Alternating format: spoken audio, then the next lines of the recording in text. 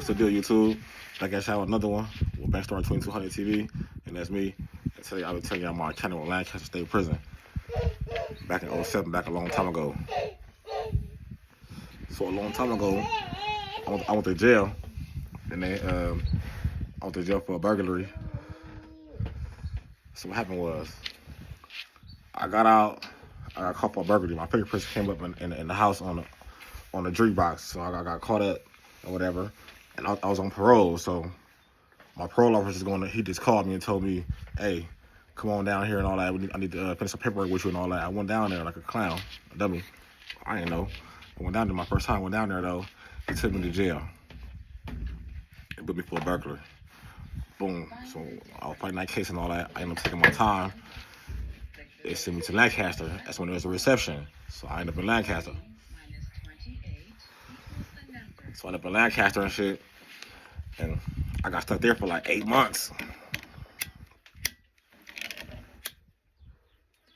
You know, people, you know what I'm saying? Nowadays, people don't get stuck in reception that long these days. You know what I'm saying? People be in there probably about 120 days or something like that. Some of you, like, if you get a 115, you'll be there for a long time. But I didn't even get no 115s and all that. This was slow back then. That's when it really was crowded back then. Before the realignment and all that stuff came out, if you know what you know. But the realignment came back out and all that, and they uncrowded the prison a little bit and all that, and they shut certain prisons down for being a reception center. But I went to Lancaster. So when I first got to Lancaster, they put me in the cell with K. K is a nigga that off in the street, in my area, in my section and all that, you know what I'm saying? Him and his cousin Malcolm. We'll say for the first orientation days. After the orientation days, they put me on D yard, D5, and I was reception. So they put me in the cell with D. He was an older dude, he was a downtown gangster, downtown dude and all that, but he was a warrior, man. Like, and he used to cut my hair, you know what I'm saying? All this shit, he used to be in there, but he put me up on the 48 laws of power. The 48 laws of power and all that stuff and all that, whatever, you know what I'm saying? And you know what I'm saying? I had to talk the language or whatever. So when we were doing that.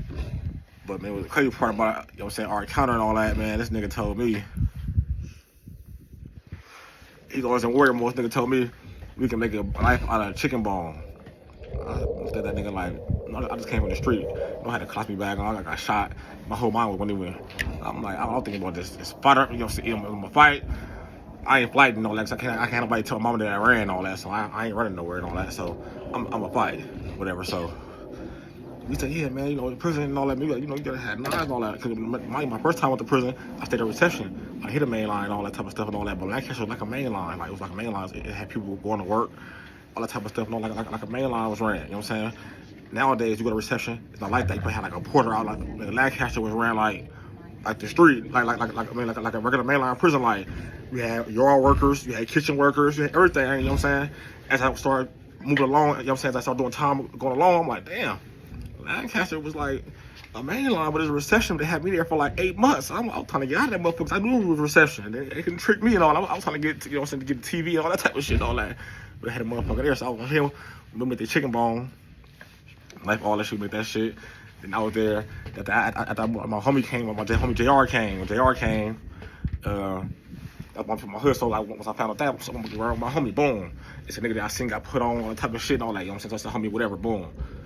Later on down the line, he ended up having a stroke and just died. Like, he was doing, I guess he was doing some drugs or whatever. And he just fell out and died one day. Like, JR gone. Like, he was young like me. Like, 37, 38. Like, you know what I'm saying? He young. He just had a stroke. He just passed out and just died. You know what I'm saying? That was my city in Lancaster. And then, what else happened in Lancaster, man? Lancaster was a cold place. Like, it was a whole lot of crazy shit going on in Lancaster that I'm gonna get into later. You know what I'm saying? When I go live and all that, y'all see it. I'm gonna talk about Lancaster, some shit that went down in Lancaster and all that shit. And I'm gonna tell y'all the story and all that. Just tune in. Like, comment, subscribe, and I'm out.